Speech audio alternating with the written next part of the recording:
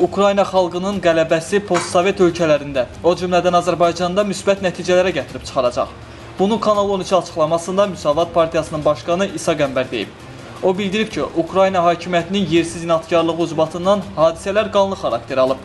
Ukraynada möhtəşəm bir xalq hərəkatı davam edir. Noyabrda başlayan hərəkat bugünə qədər çox yüksək səviyyədə davam edir.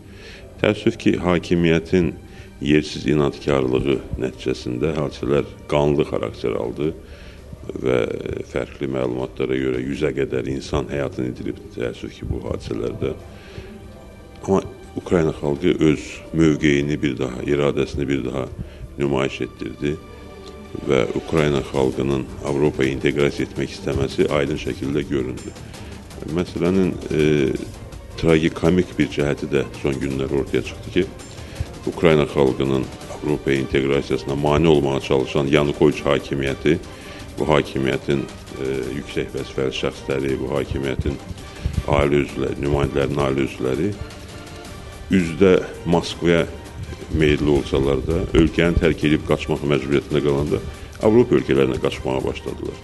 Bir müddət əvvəl onların baş naziri Azarov vəzifədən kənarlaşandan sonra Avropaya köçməyə çalışdı.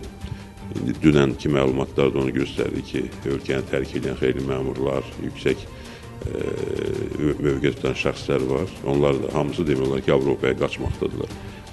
Yəni, mən inanıram ki, Ukrayna xalqının bu fədakar qəhrəman mübarizəsi müsbət nəticə verəcək və bu da bütövlükdə postsovet məkanında, o cümlədən Azərbaycan üçün də müsbət nəticələrə gətirib çıxaracaq.